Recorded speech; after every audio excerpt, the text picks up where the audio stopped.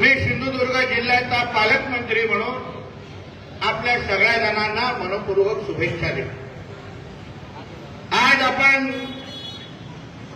काही वेळा अगोदर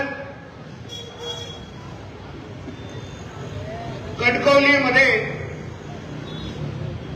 मराठा समाजाच्या मराठा सांस्कृतिक व कला दालनाच्या भूमिपूजन काही वेळा अगोदर झालं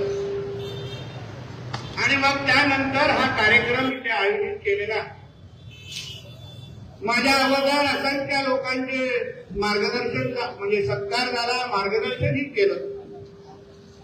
आमच्या कणकवलीचे काही ज्येष्ठ मराठा समाजाचे जे प्रमुख मान्यवर आहेत त्यांचाही सत्कार इथे झाला आणि हा जो भूमिपूजन सोहळा आपण आयोजित केलाय आणि त्याचबरोबर आज आपल्या महाराजांची जयंती पण आहे। हा अतिशय महत्वाचा आणि ऐतिहासिक दिवस आज आपण सगळेजण त्याचा अनुभव घेतोय। आमच्या राहुलजींनी ते भाषण करत असताना मी पालकमंत्री झाल्यानंतर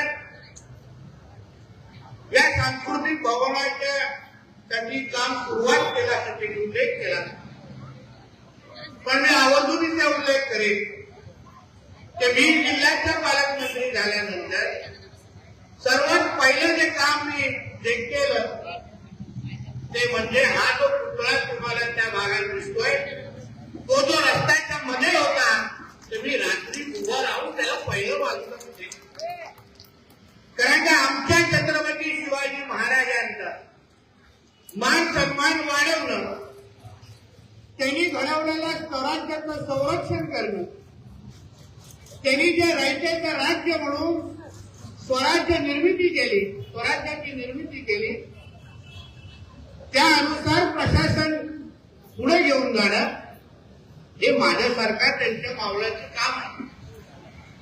मला आठवतं जेव्हा कणकवलीची नगरपालिकेची निवडणूक होत होती तेव्हा प्रचाराच्या निमित्ताने आमच्या मराठा समाजाचे असंख्य मान्यवर आम्ही आमच्या घरी भेटलो आणि तेव्हा आम्ही ठरवलं की बाबा या निवडणुकीची चर्चा झाली, पण आम्ही 19 फेब्रुवारीला त्यांच्या आमच्या सगळ्यांच्या इच्छेनुसार किंवा जी काही जुनी मागणी होती त्यानुसार ह्या वर्षीच्या 19 फेब्रुवारीला मी त्याला सांगितलं की मराठा समाजासाठी हक्काचं सांस्कृतिक कला दालन आपण उभं करू असा मी शब्द तेव्हा त्यांना दिला। मी सन्मान्य राणेसाहेबांच्या विचारांवर चालणारा कार्यकर्ता, आम्ही राणेसाहेबांचे विचाराचे संस्कार करू। आमच्यासारखे असंख्य कार्यकर्ते आज महाराष्ट्रात आणि देशामध्ये काम करतायत, जिल्ह्यात काम करतायत।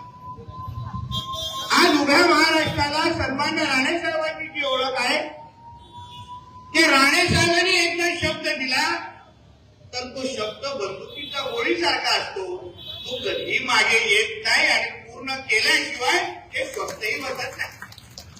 आणि म्हणून मी त्यांना जो काही शब्द त्या दिवशी दिला होता तो शब्द मी आजच्या निमित्ताने पूर्ण केलाय आणि आज मी तुम्हाला 19 फेब्रुवारी 2026 ला एक मी शब्द देणार आहे की 19 फेब्रुवारी 2027 ला आपण सन्मान्य राणेसाहेबांच्या हस्ते, सन्मान्य मुख्यमंत्री देवेंद्र फडणवीस साहेबांच्या हस्ते या वास्तूचं उद्घाटन आपण पुढच्या वर्षी 19 फेब्रुवारीला करायचं हे मी याच तरी आहे।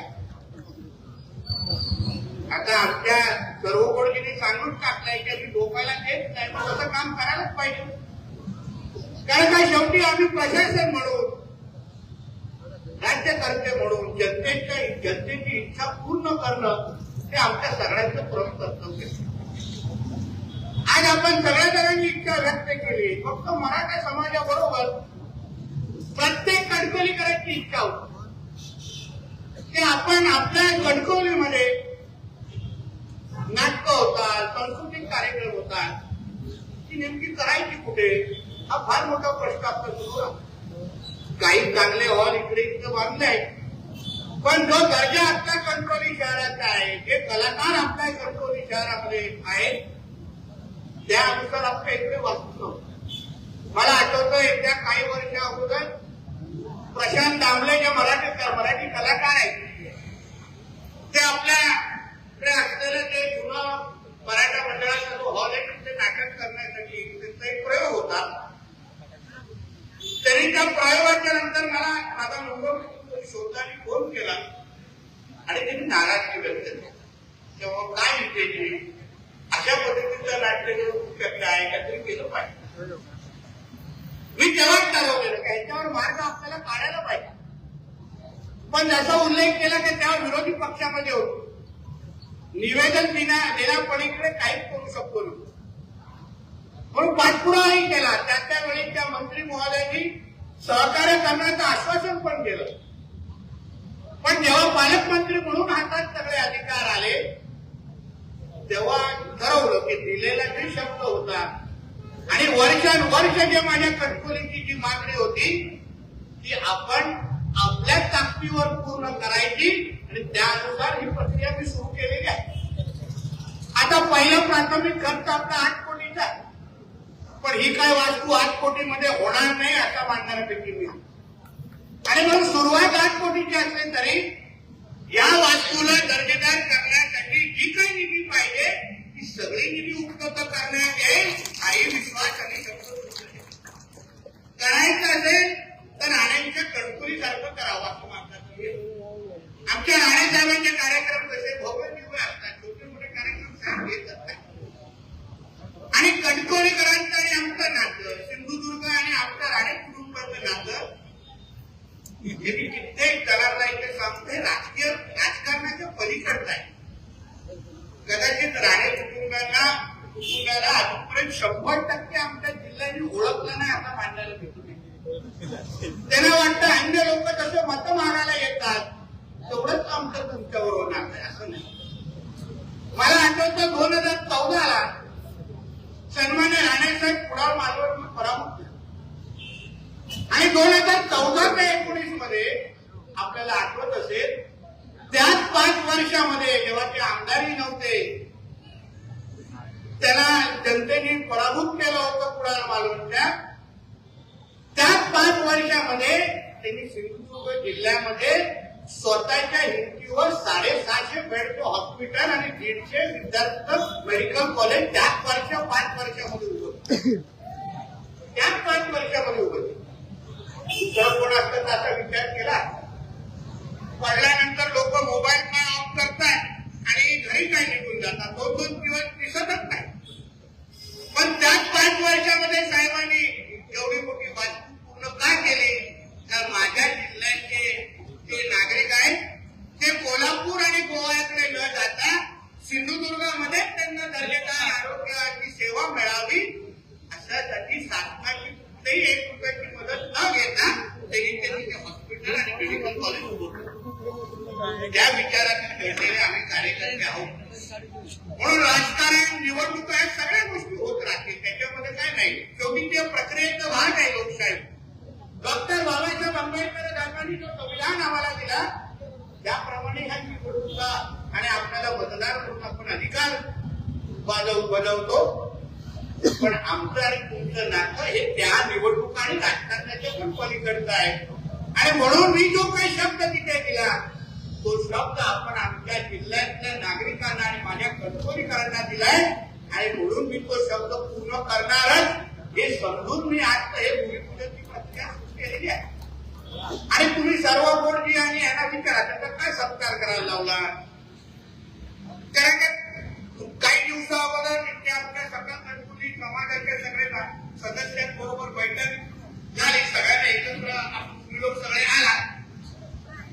आमच्या 2-3 दिवसा अगोदरपासून ठरलेलं की बाबा त्याला 19 फेब्रुवारी लवकर येते.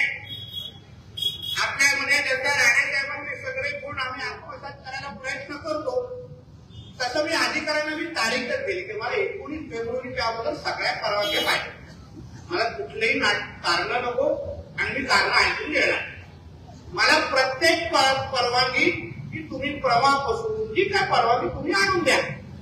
आणि त्याप्रमाणे आमच्या जिल्हा प्रशासनाच्या आमच्या कलेक्टर मॅडम असतील, पीडब्ल्यूडीचे अधिकारी असतील, पाठपुरावा करणारे आमचे सर्वोपरी असतील यांचं मनापासून मी अभिनंदन करतो किंवा आभार मानतो की त्यांनी मी दिलेला जो शब्द होता ते मला पूर्ण करण्यासाठी त्यांनी खऱ्या अर्थाने मला सहकार्य केलं आणि मला ते प्रमाण काढून आता आपलं सगळं मार्ग ते पूर्ण मोकळं केलेलं आहे.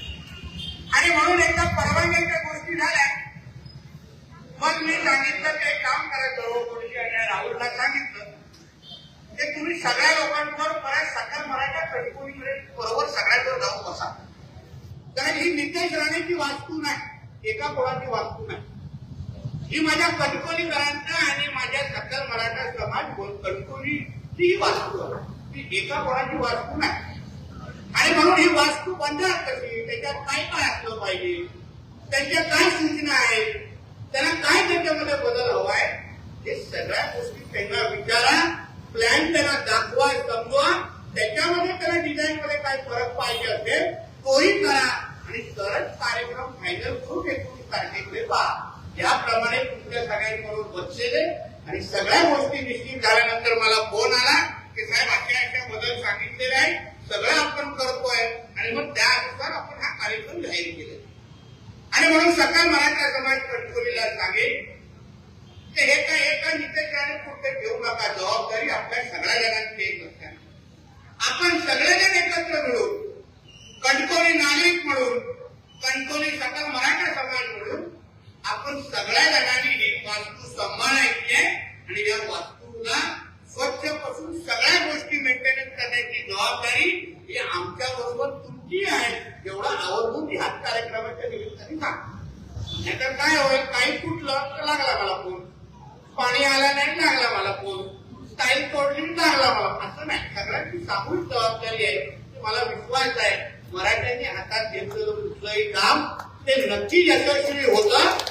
माझं शेवटी ज्या विचारावर आपण सगळेजण चालतोय ते छत्रपती शिवाजी महाराज आज जसं आमच्या उमेश सावंतजींनी अतिशय चांगल्या पद्धतीने त्यांना अचानक दिल्याचा फायदा बघा ते किती चांगलं बोलतात. पण आज सकाळी त्यांनी अतिशय चांगलं वाक्य मला माझ्या व्हॉट्सअपवर पाठवलं की छत्रपती शिवाजी महाराजांची जयंती साजरा करत असताना छत्रपती शिवाजी महाराजांना आपण का ओळखतो, का मानतो, तर त्यांनी समाज म्हणून हिंदवी समाज म्हणून हिंदू समाज म्हणून आपल्याला दडपशाही आणि अन्याय विरुद्ध लढायला शिकवलं आणि म्हणून आपण छत्रपती शिवाजी महाराजांना मानतो. ही भावना आपल्या सगळ्यांमध्ये कशी असली पाहिजे. अन्याय विरुद्ध लढणं आणि अन्याय सहन न करणं ही खऱ्या अर्थाने आपल्या सगळ्यांमध्ये हिंदू समाज म्हणून आपल्या सगळ्यांची भावना असलीच पाहिजे असं मानणारं किती नाही. शेवटी आज आपण एकत्र येऊन हा कार्यक्रम करू शकलो म्हणूनच आपली प्रत्येकाच्या डोक्यावर भगवा आहे, गळ्यात भगवा आहे, कोण काही वेगळं नाही. सगळे छत्रपती शिवाजी महाराजांचेच मावळे म्हणून आज आपण इथे बसतोय आणि ही भावना असणं अत्यंत गरजेचं आहे. महाराजांनी स्वराज्य का स्थापन केलं, कारण का त्याच्या अगोदर जे काही इस्लामिक आक्रमण होत होतं, आपले मंदिरं तोडली जायची, हिंदू धर्म नष्ट करण्यासाठी जे विविध जे काही मुघल आपल्या तिकडे आक्रमण करत होते त्या विरुद्ध आमच्या छत्रपती शिवाजी महाराजांनी जो काय लढा दिला, जो काय स्वराज्य स्थापन केला, त्या स्वराज्याला सांभाळणं, त्याला संरक्षण करणं आणि पिढ्यानपिढ्या त्या स्वराज्याची आठवण करून देणं हे आपल्या सगळ्या जणांचं काम आहे. आता काही तलवारी काढण्याची गरज नाही. पण आज आपण मावळे म्हणून महाराजांच्या विचारांवर चालणारे कार्यकर्ते म्हणून जिथे जिथे हिंदू समाजाच्या विरोधात किंवा हिंदू धर्माच्या विरोधात कुठल्याही पद्धतीचं आक्रमण होत असेल तर तलवारीच्या पलीकडे जाऊन आपण मावळे म्हणून अगर तिथे उभे राहिलो तर मी तुम्हाला विश्वास देतो कोणीही आपल्या हिंदू धर्माकडे वाकडं बघणे बघू शकत नाही. जेवढी ताकद आपल्या सगळ्यांमध्ये आहे, जेवढी ताकद आपल्या सगळ्यांमध्ये तेवढी आपण बघतो हिंदू स्वराज्याची संस्था. माझ्याकडे असंख्य लोक येतात. काही लोकांना असं वाटतं इतिहास त्यांनीच वाचले, आम्ही वाचलाच नाही आणि त्यांनी बोललेला इतिहास हाच करा, आम्ही पुस्तकच उघडलं नाही अशी काही लोकांची भावना. मी वारंवार बोलतो छत्रपती शिवाजी महाराज, छत्रपती संभाजी महाराज यांची जी काही लढाई होती स्वराज्याची ती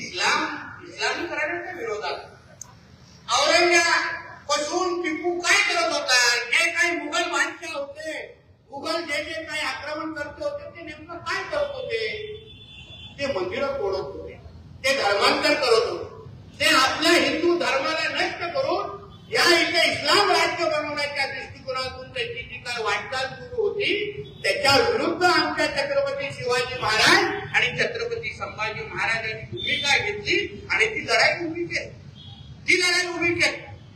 म्हणून आता हल्ली जे काही तुलना आपल्या इकडचे काही कपाळकरांचे आहेत हिंदू म्हणून पण आपण त्यांच्याकडे बघून आपल्याला लाज वाटतं की हा बघा कसा हिंदू आहे. छत्रपती शिवाजी महाराजांची तुलना त्या टिपू बरोबर करतात. आता टिपूचा इतिहास कोणी वाचला असेल कोणाला माहिती असेल तर मुद्दामून वाचतात म्हणजे त्यांना कळेल. नाही तर उगाच आमच्यावर आरोप करतात ते हिंदू मुसलमान करतो. बरं नाही बाबा, आमच्या छत्रपती शिवाजी महाराजांची तुलना तुम्ही नेमकं कोणाबरोबर करता ह्या गोष्टीवर आमची भूमिका. मी मला एक वाक्यात विचारलं तर छत्रपती शिवाजी महाराजांची तुलना कोणाबरोबर होऊ शकत नाही ही भावना आमच्या सगळ्यांची. पण ज्या टिपू बरोबर हे लोक त्यांचा तुलना करताय त्यांनी 8,000 पेक्षा जास्त हिंदूंना मारलं. धर्मांतर प्रत्येक हिंदूला धर्मांतर केल्याशिवाय किंवा तो हिंदू दिसला तर त्याला अट ठेवायचा तू याचं तू धर्मांतर हो याचं धर्मांतर होऊन इस्लाम स्वीकार नाहीतर तुला मी मारून टाकतो असा बोलणारा टिपू हा कधीही छत्रपती शिवाजी महाराजांच्या पायापर्यंत येऊ शकतो का हे विचार आपण सगळ्या जणांनी करायला. त्या टिपूच्या स्वतःच्या तलवारीवर हे आपला ओळशी सारखा जो वेळा आहे हैदराबाद वरून बसून भोगतो पण त्याला कधीतरी सांगतो तुम्ही आला माझ्या बायकोचा त्याला एकच ऐकवणार. संत मोठा टिपूने हातामध्ये रामाच्या नावाची अंगठी केली. हा त्याचा बोट कापा झाला सकाळी चहा घ्यायला जायचं. स्वतः टिपूने जो तलवार वापरायचा त्या तलवारीवर ये तलवार काफिरों को मारने के लिए हमने बनाई है और जब तक आखिरी काफिर को मैं खत्म नहीं करता तब तक मैं शांत ही बैठूंगा असं त्याच्या स्वतः तलवारीवर दिलं. तलवारी होऊ शकते आपल्या राजाबरोबर. अहो आपल्या छत्रपती शिवाजी महाराजांचा इतिहास ज्यांनी वाचला समजला अभ्यास केला ते प्रत्येक जण आपल्याला सांगतील ते महाराजांनी कधीही कुठल्या मस्जिदीकडे वाचल्या नजरेने बघितलं नाही. कधीही कोणावर अन्याय केला नाही. जो आपल्या हिंदू समाजाच्या विरोधात जो आला त्याला त्यांनी आडवं केलं. त्याला म्हणून आपण वर्षानुवर्ष त्या छत्रपती शिवाजी महाराजांना मानतो आणि पुजतो. म्हणून आपण संभाजी महाराजांकडे मानतो. आणि छावा चित्रपटामध्ये काय दाखवलं तो जेव्हा औरंगजेब आमच्या संभाजी महाराजांचे हाल करून मारत होता तेव्हा त्यांनी संभाजी महाराजांना एक अट ठेवली की तुम्हाला हे तुमचे हाल सगळे संपवायचे आहेत. तुम्हाला जो अत्याचार आम्ही 2 दिवसांपासून करतोय हे तुम्हाला जर संपवायचं असेल फक्त तुम्ही तुमचा धर्म बदला. बघा आम्ही सगळं तुमच्या पायावर उभं ठेवतो. आमच्या संभाजी राजे बोलले की माझा धर्म बदलण्यापेक्षा तू माझ्या धर्मामध्ये ये ना तुला काही करायला लागेल आणि तुला असंच आम्ही मोठं करू. एवढं महान धर्म आमच्या सनातन धर्माला स्वीकारणारे आणि संरक्षण देणारे आमचे छत्रपती संभाजी महाराज आणि छत्रपती शिवाजी महाराज. म्हणूनच आपण ह्या जयंतीला आपण महत्व देतो. वर्षानुवर्ष या जयंतीला साजरा करत असताना मी हा 19 फेब्रुवारी दिलेला शब्द कोणीतरी शिवजयंती बोला हो मी महाराजांचा मावळा म्हणून मी आज जो तुम्हाला शब्द 19 फेब्रुवारीला दिलाय तो पुढच्या 19 फेब्रुवारीला पूर्ण करणारच आम्ही मावळा म्हणून मी शब्द दिले. अहो आमची ओळखच छत्रपती शिवाजी महाराज. आम्ही केल्यावर आमची कॉलर टाईटच त्या महाराजांचं नाव घेऊन येतो. आम्ही छत्रपती शिवाजी महाराजांच्या महाराष्ट्रातून बोललो तर लगेच आपली कॉलर टाईट होतो. आणि त्याबरोबर सिंधुदुर्गाचा इतिहास जे आमच्या थोडं उमेश सावंतींनी सांगितलं थोडं राहुलजींनी सांगितलं. सिंधुदुर्गाचा इतिहास आणि छत्रपती शिवाजी महाराजांच्या स्वराज्यामध्ये जो आमच्या सिंधुदुर्गाचा उल्लेख आहे तो मी तुम्हाला आमच्या सकल हिंदू समाज सकल मराठा समाज कणकोलीला आवर्जून सांगेल. हे आवर्जून तुम्ही तुमच्या दालनामध्ये आपल्या सिंधुदुर्गाचा इतिहास प्रामुख्याने तुम्ही इथे दाखवला. आपल्या इकडचे गड किल्ले असो किंवा महाराजांनी स्वराज्यामध्ये सिंधुदुर्ग जिल्ह्यामध्ये जो इतिहास घडवला तो सगळ्यात असताना पुढच्या पिढीपर्यंत गेला पाहिजे या दृष्टिकोनातून त्या कलाकारांच्या माध्यमातून ती माहिती दिली पाहिजे. आणि म्हणून आजच्या दिवशी आज एक ऐतिहासिक दिवसाला आपण इथे उपस्थित आहोत आणि अतिशय महत्वाच्या वास्तूला आपण भूमिपूजन केलेलं आहे. मी तुम्हाला एक विश्वास देतो की माझ्या कारकिर्दीमध्ये मी राणे साहेबांच्या विचारांवर चालणारा कार्य नितेश राणे काहीच नाही. नितेश नारायण राणे म्हटलं तरच नितेश राणेला अर्थ येतो, बाकी अर्थ येत नाही. आणि राणे साहेबांनी जे काय विचार जे काय संस्कार आमच्यावर दिले, सिंधुदुर्गावर असलेलं त्यांचं प्रेम, आज पण हा निर्णय घेण्या अगोदर हे सगळे विषय होण्या अगोदर त्यांना सांगून आलेलो आहे. राणे साहेब फक्त थोडा आराम करतो, 2-4 दिवसात परत एकदा राणे साहेब फील्ड मध्ये येतील आणि प्रत्येक बॉलवर सिक्सर मारण्यासाठी पहिल्यापासून सुरू करतील. म्हणून मी तुम्हाला विश्वास देतो की माझ्या कारकिर्दीमध्ये अतिशय पारदर्शक आणि गतिमान प्रशासन कसं असतं हे आम्ही सगळेजण तुम्हाला दाखवू. राजकीय इच्छाशक्ती कशाला म्हणतात, न्याय बोलणं हे माझ्या डिक्शनरीमध्ये नाही. आणि तसंच आमचे सगळे माझे कलेक्टर मॅडम असो, आमचे पोलीस अधीक्षक सगळेजण त्याच विचारावर चालू. काम करायचंय ना ते दर्जेदार करायचं आणि वेळेत करायचं, नाही तर शब्द घ्यायचा नाही. आणि आज जे काही जी कामं आम्ही हातात घेतलेली आहेत ती तुम्हाला व्यवस्थित दर्जेदार करून अतिशय पारदर्शक गतिमान प्रशासन. अहो स्वराज्यामध्ये गतिमान आणि पारदर्शक प्रशासन कसं असतं हे स्वराज्यामध्ये लिहून ठेवलंय.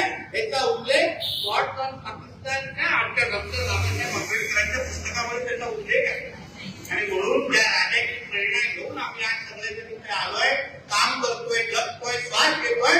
मी तुम्हाला विश्वास देतो जिल्ह्याचा पालकमंत्री म्हणून आज या जिल्ह्यामध्ये प्रत्येक नागरिकाच्या आयुष्यामध्ये सुख समृद्धी आणणं, सुरक्षतेची भावना निर्माण करणं हा शब्द जिल्ह्याचा पालकमंत्री म्हणून तुम्हाला आज माझ्या राजाच्या शिवजयंतीच्या जयंतीच्या निमित्ताने मी तुम्हाला देणार आहे.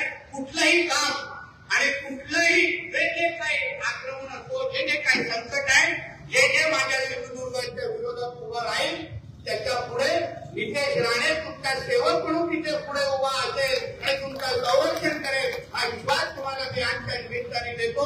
परत एकदा आमच्या सकल मराठा समाज कटकोली ते सर्व जे सन्मान्य सदस्य आहेत त्या सगळ्या जणांचं मी मनापासून आभार मानतो. जिल्हा प्रशासन म्हणून आमच्या कलेक्टर मॅडम पासून प्रांत तहसीलदार पीडब्ल्यूडीचे माझे सगळे अधिकारी ज्यांनी या सगळ्या कामामध्ये आम्हाला सहकार्य केलं, त्या सगळ्या जणांचे आभार मानतो आणि इथेच थांबतो. जय हिंद.